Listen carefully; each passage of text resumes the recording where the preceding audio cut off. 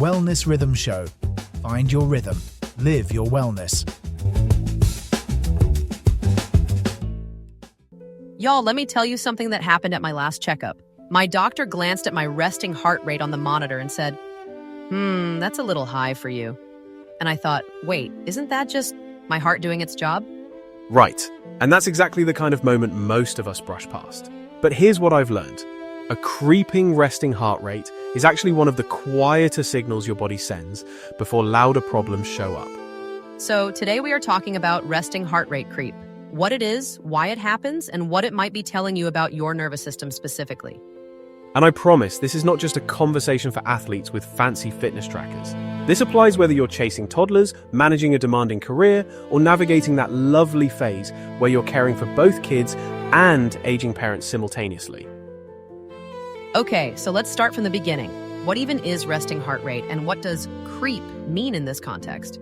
So resting heart rate, or RHR, is simply how many times your heart beats per minute when you're at complete rest. The American Heart Association considers the normal range to be 60 to 100 beats per minute for adults.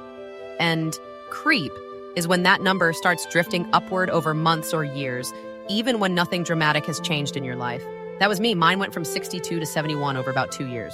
Which sounds minor, 7 beats. But research published in the European Heart Journal, a long-term study tracking over 29,000 adults, found that people whose resting heart rate increased by just 10 beats per minute over a decade had a significantly higher risk of cardiovascular events. 10 beats, that's not a huge jump. That's stress, bad sleep, and too much coffee for a couple of years. Precisely. And this is where it gets genuinely interesting, because the mechanism behind that creep is largely your sympathetic nervous system, the fight or flight branch. Right, so let's unpack that a bit. Most of us have heard of fight or flight, but can you explain how it actually connects to your heart rate sitting on the couch?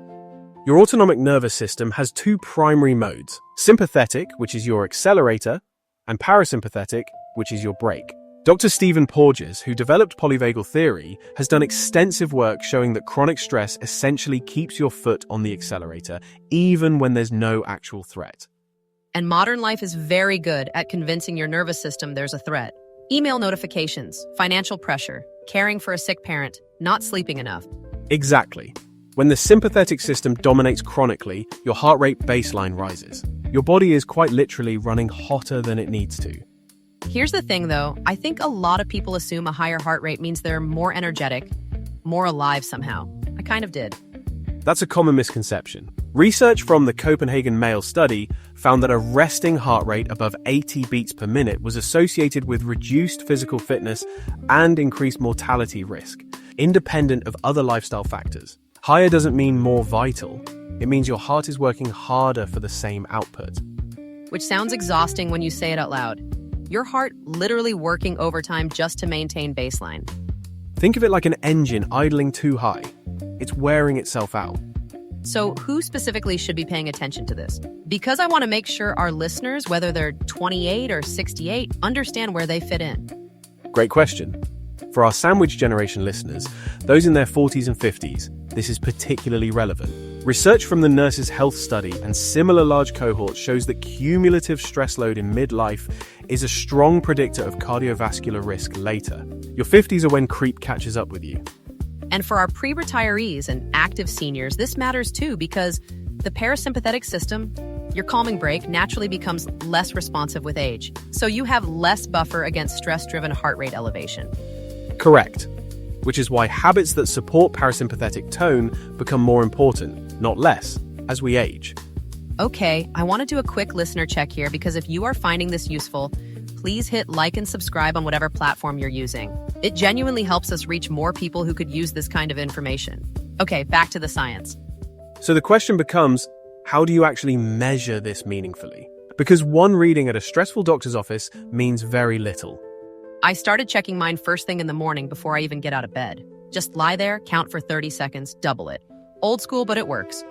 That's actually the gold standard for home measurement, endorsed by the American Heart Association. Wearables like Garmin and Whoop have also made continuous tracking far more accessible, and their accuracy for resting heart rate specifically has improved considerably.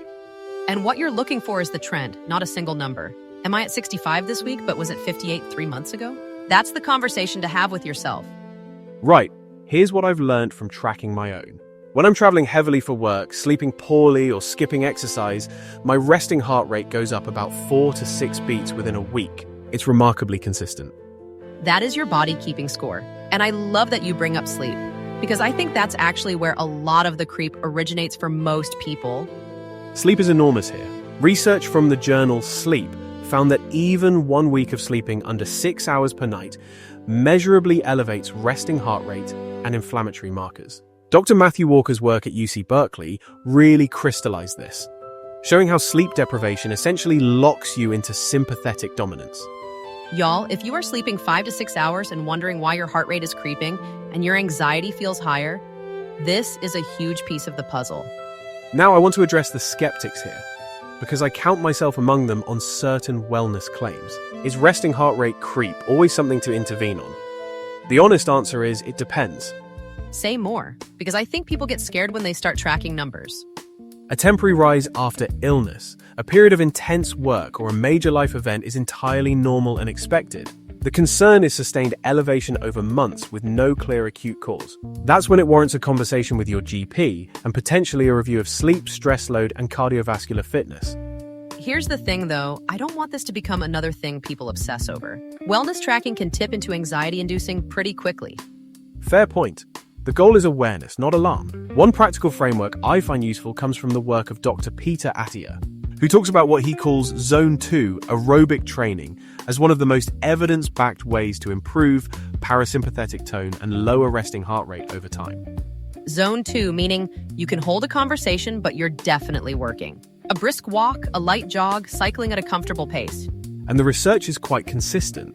A 2018 meta-analysis in the British Journal of Sports Medicine found that regular aerobic exercise reduced resting heart rate by an average of 3.7 beats per minute. Small number, meaningful trend. 3 to 4 beats might not sound like much, but remember what we said earlier. A 10-beat rise over a decade is medically significant. So a 3 to 4 beat reduction from something as simple as consistent walking, that is a genuine intervention. And complementing that, the research on slow, controlled breathing is worth mentioning. Dr. Andrew Huberman at Stanford has discussed extensively how extended exhales, specifically making your exhale longer than your inhale, directly activate the parasympathetic nervous system via the vagus nerve. I do this. 4 counts in, 6 to 8 counts out. Takes about 2 minutes. And I genuinely notice my shoulders dropping when I do it. Which is vagal tone activation in real time. It's not mystical, it's mechanical. I love that framing. It's not mystical, it's mechanical. Someone put that on a t-shirt. Okay, so if you are walking away with one thing from today, let it be this. Check your resting heart rate trend, not just today's number.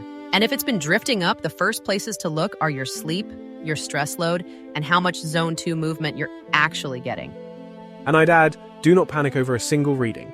Track it for 2 to 4 weeks, notice the pattern, and if it's consistently elevated without a clear short-term cause, have a conversation with your doctor. Evidence-based self-awareness is the goal, not health anxiety. Y'all, your heart is literally keeping the rhythm of your life. It deserves a little attention. Thank you so much for spending this time with us today on The Wellness Rhythm Show. And if you found this useful, which I rather hope you did, please do like and subscribe. It genuinely helps. Until next time. This show is part of the VoxCrea.AI system. If you want a show like this for your organization without building it yourself, go to VoxCrea.AI and request a sample episode.